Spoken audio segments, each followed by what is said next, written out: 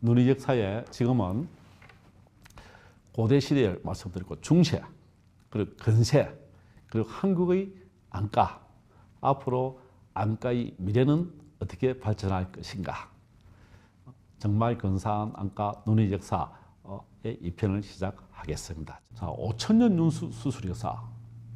타르로 만든 눈의 의안이 지금으로부터 5000년 전에 있었던 그 흔적을 통해서 고대의 눈을 통해서 이제는 중세 시대 때 어떤 역사들이 일어났을까, 그리고 앞으로 미래는 어떻게 일어날 것인가.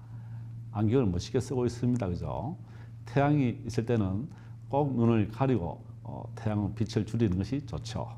그리고 모든 노화의 원인, 그리고 눈도 백내장이나 모든 원인들이 나이와 함께 태양, 햇볕이 눈 질환의 두 번째 원인이 되어 있습니다. 그래서 햇볕을 피하자. 눈을 지키는 방법이 되겠죠. 자, 중세 시대의 안과. 그때는 이슬람 민족의 역할이 참 컸습니다. 그 당시에. 그 당시 이슬람의 의학 발달이 많이 된 거예요. 그 기원 후 천년경에서 이슬람 민족인 이븐 알리난 의사가 있었습니다. 이 의사가 안과 의사로서 유명한 기록된 의사 중에 최고의 의사인데요.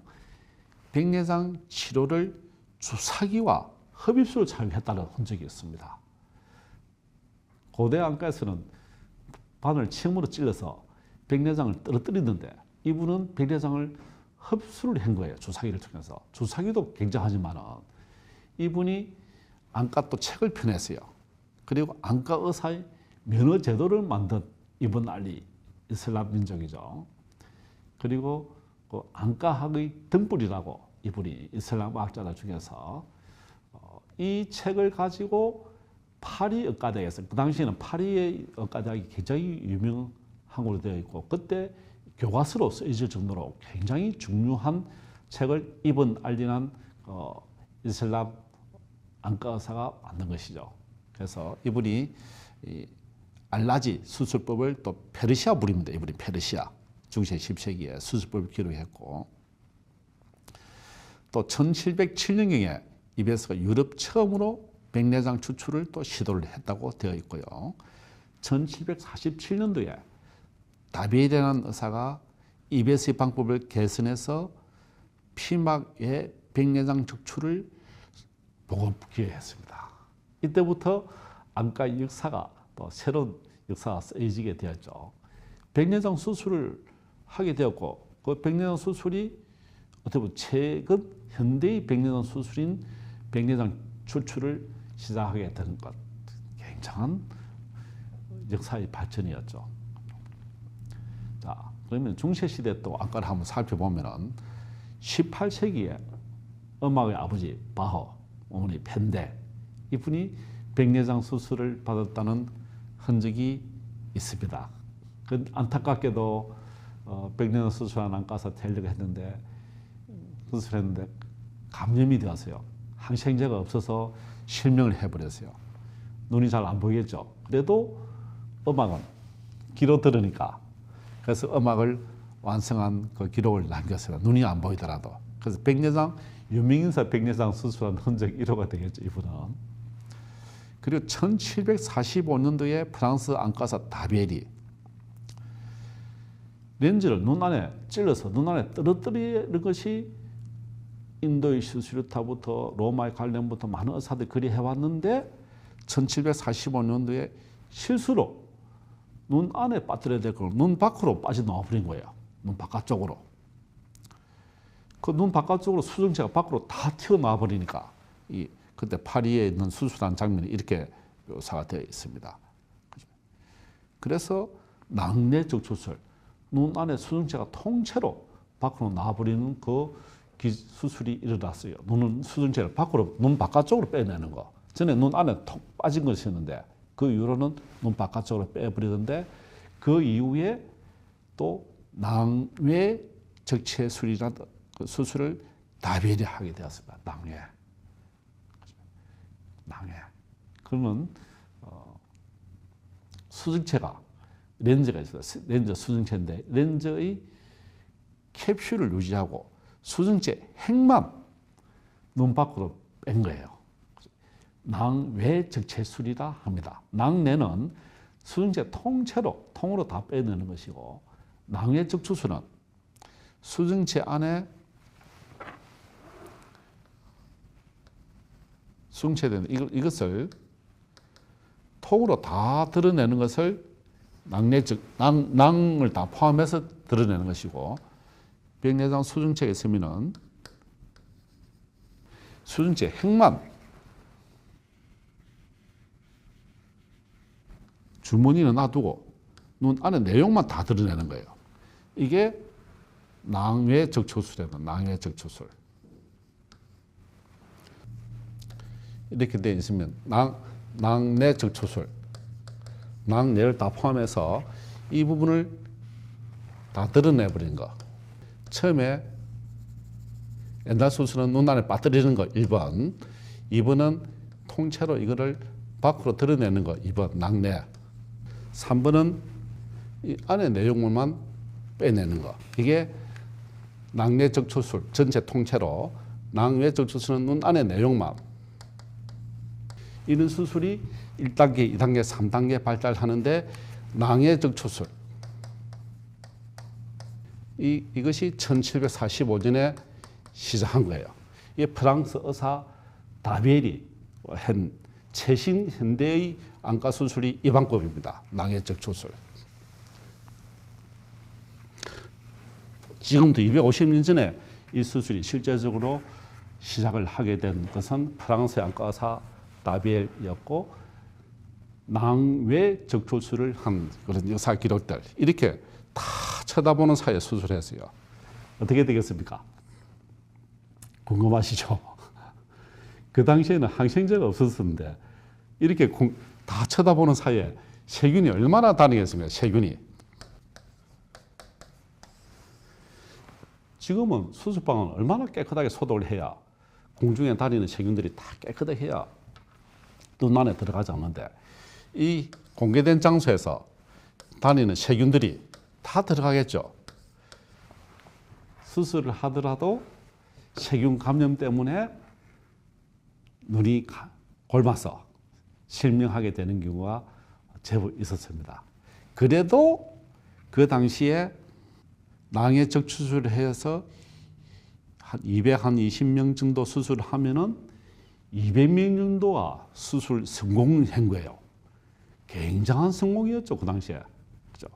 그래서 그 감염을 다 극복을 하고 거의 95%에서 시력을 회복했다는 것은 굉장한 역사고, 그리고 성공이었다고 볼 수 있습니다. 어떻게 보면은 최신 현대 안과의 새로운 역사가 1745년도 백내장 수술에서 낭외 적출술을 통해서 일어난 것이죠. 어떻게 보면은 수술계의 기념비적인 사건이었습니다. 눈이 안 보이면 얼마나 답답한데, 그 수술은 90% 내지 95%가 눈을 뜨게 되고 볼 수 있었다는 것은 굉장한 기적이었죠. 예수님 시대에 지령을 붙여서 눈을 뜬 기적가, 그리고 심성의 아버지가 눈을 뜬 기적가, 그리고 1745년도 프랑스 의사가 백내장 수술해서 눈을 뜬 기적가, 기적입니다. 기적. 안 보이는 눈이 보이는 기적을 수술로서, 현대의학의 시작으로서 만든 것이 낭외 적출술 수술이었죠. 이 기적의 역사의 장면입니다. 지금 이렇게 수술하면 큰일 나죠. 이렇게 합니다. 밀폐된 방에서, 밀폐 수술방에서 해야 안전합니다. 공기에 있는 세균을 다 막아야 됩니다. 청정수술실. 그 당시에는 이런 세균 감염이, 세균을 발견하지 못하고 세균이 있었다는 걸 알지 못하는 시절이었으니까 이렇게 수술을 하게 되었죠. 자, 이렇게 그 이후 다비엘은 수증체를 밖으로 빼내는, 이게 인공수증체 수술, 낭외 적출술입니다. 낭외 적출술을 ECC라고 합니다. 이 수술을 수중체 이렇게 있죠. 이 눈 안에 들어있는데 캡슐을 뜯어내고 이렇게 밖으로 빼내는 거예요. 눈에 이렇게 이만큼 절개를 하는 것이죠. 절개를 칼로 쭉 째고 이렇게 낭의 적초술, 수중체를 빼내는 수술이 1700년도에 있었다는 것은 굉장한 상상도 못할 일들을 그 당시에 한 거예요. 이렇게 기록에 사진에 그림에 나와 있죠. 이렇게 찢어서 그때는 누워서 안 하고 앉아서 이렇게 빼냅니다. 이렇게 이게 수중체입니다. 수중체 보면은 이렇게 이 모양으로 캔을 오픈할 때 이렇게 빼내죠. 수중체 앞쪽에 보면 이렇게 돼 있고 옆으로 보면 이렇게 되는데 앞쪽에서 이렇게 전낭을 찢어내고 이 부분을 밖으로 드러내는 거예요. 이렇게 드러내는 거죠. 이렇게. 그러면은 물체가 바로 뒤로 보게 되는 것이죠. 혼탁된 수중체가 제거를 되고 나니까 보이더라. 이것이 백내장 수술 방법이 되겠죠. 이 수술을 1752년 프랑스 의사 다비엘이 처음으로 개발해서 수술을 했습니다. 이때부터 눈이 안 보이는 분들도 수술을 하면서 강병의 시대가 눈을 뜨는 기적이 보편화되게 되었죠. 그 당시 예수님 시대도 이렇게 백내장 수술과 같은 방법, 수중체의 혼탁을 깨끗하게 제거해주는 그런 기적의 역사들이 의학과 연관시켜 보면은 충분히 가능하겠구나 하는 것을 알 수가 있죠. 이렇게 백내장 수술과 함께 눈꺼풀 수술, 눈꺼풀을 수술할 때 눈꺼풀 자체의 안금에 혈관이 굉장히 많아요. 그 혈관을 칼을 절개를 하게 되면은 피가 많이 나오게 됩니다. 그러면 수술하기 굉장히 힘들어요. 그래서 그 당시에는 전기 소작이라든지 출혈을 멈추는 방법이 사실은 어려웠기 때문에 이렇게 겸자를 통해서 눌러서 피가 안 나오게 하고 이렇게 눈꺼풀을 잘라내서 눈꺼풀 수술하는 방법을 또 했습니다. 이렇게 이 겸자라는 기구예요. 이렇게 혈관이 통하지 못하게 하죠. 이렇게 눈꺼풀 수술하는 흔적들, 기록들도 나와 있고요. 그 레오나르도 다빈치가 눈을 그리면서 눈을 해부학을 만든 분이에요. 또 근대 의학에서 눈을 해부학을 그리면서 이 미술가이지만 화가이지만은 해부학을 한 또 의학자일 거예요. 시신경을 통해서 망막을 찾아내고 눈과 연결되어 있다는 분을 밝힌 것이 또 레오나르도 다빈치입니다. 이분이 이 스케치를 한 그림이죠. 이렇게 눈이고 시신경을 통해서 뇌와 연결되어 있고 뇌실이 있고 눈이죠. 눈 앞쪽 시신경이죠. 이 그림을 누가 그리느냐? 레오나르도 다빈치가 그렸습니다. 눈의 해부학. 그 당시에는 철학자, 의학자, 화가 다 한 사람이 다 한 거예요. 렘브란트 작품에 보면 중세시대 이 유명한 화가죠. 토비트 천사 라파엘을 통해서 생선 쓸개즙을 눈에 비벼서 성경에 나오는 이야기인데요. 실명을 예방했다는 이야기였는데 이 그림을 눈수술 한 의사예요. 천사도 같이 있고 천사 라파엘, 토비트 이렇게 눈수술하는 그림을 렘브란트의 중세시대 그림에도 백내장 수술에 대해서 이야기가 나와 있습니다. 자, 안경의 역사 그리고 이런 수술을 통해서 안경도 근시, 난시, 원시 안 보일 근시. 지금은 저도 안경을 끼고 있으니까 잘 보이는데 그 당시에 참 안 보였을 거예요. 안경이 없는 사람들은 또 근시 있는 사람들은 원시도 그렇고 또 노안 돋보기도 해야 되고 이렇게 안경도 이런 모양에서 하나 또 두 개 이렇게 되고 귀걸이가 없었던 거예요. 초기에는. 그래서 귀걸이를 또 귀에 그런 거 이것도 한참 있다가 이렇게 개발된 거예요. 1752년도부터. 언제 있었냐면 1200년도부터 안경이 발달되기 시작한 거예요. 이렇게.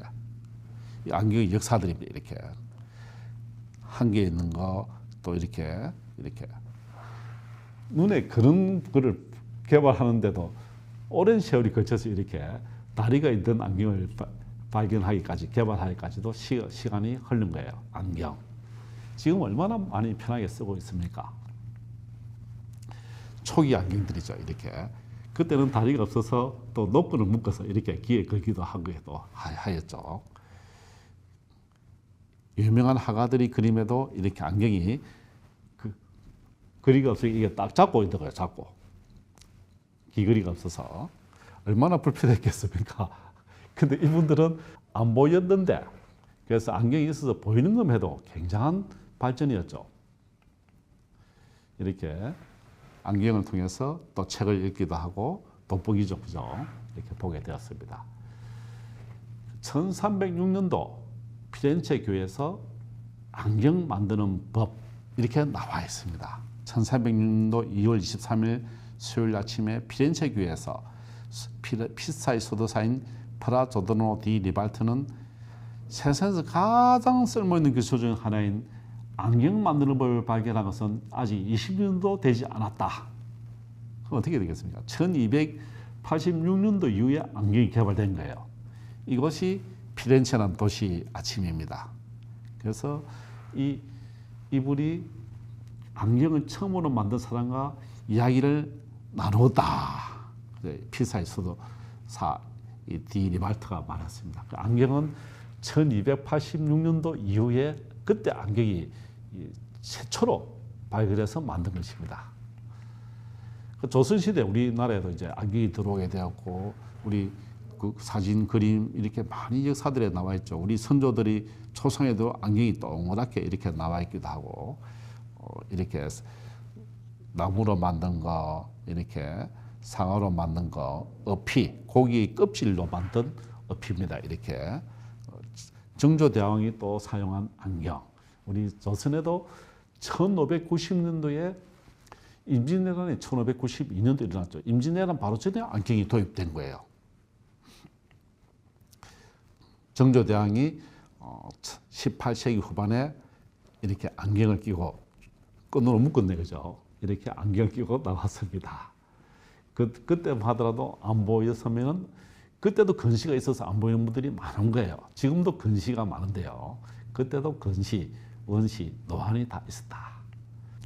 자, 이런 안경뿐만이 아니라 의한도 또 이제 2차 세계대전 이후로 눈을 많이 다쳤죠. 그 당시에 도자기로 의한을 만들어서 눈에 붙이게 되었습니다. 도자기로 만드니까 깨어지기도 쉽고 힘들었어요. 지금은 특수 플라스틱으로 의한을 만들어서 눈에 붙입니다. 눈이 없는 사람들 이렇게 다듬고 있죠.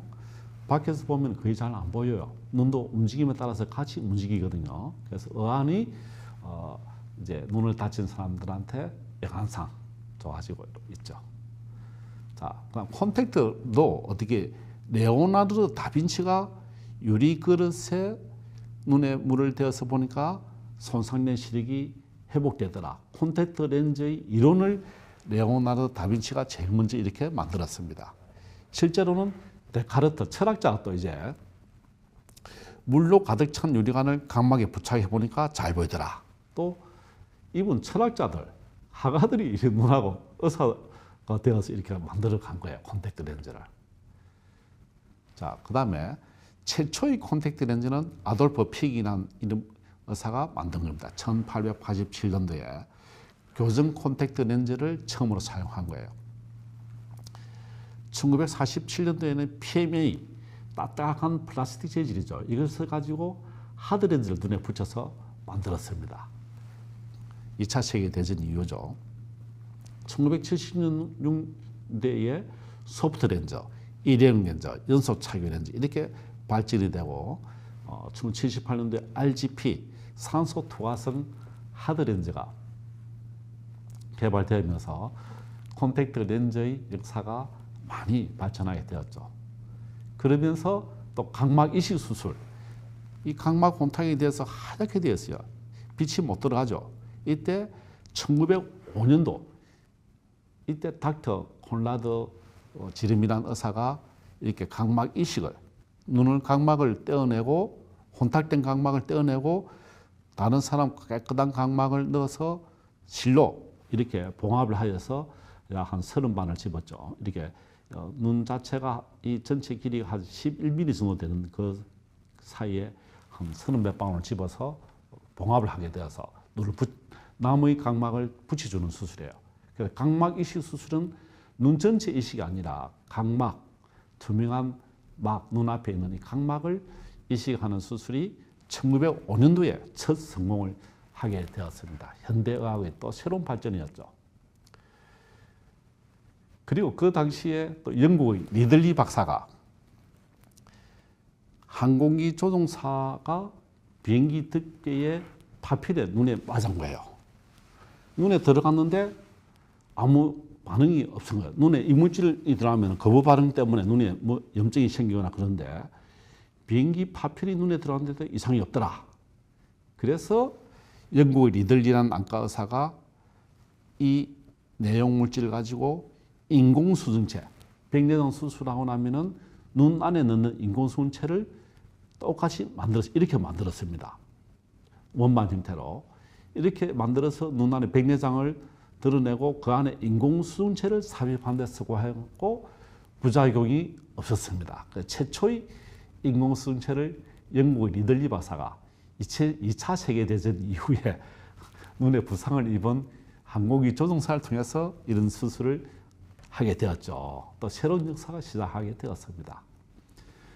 80년대 초에는 이렇게 냉동으로 수증체를 얼구어서 냉동시키면 딱딱하게 굳어지거든요. 이거를 그대로 빼버린 거예요.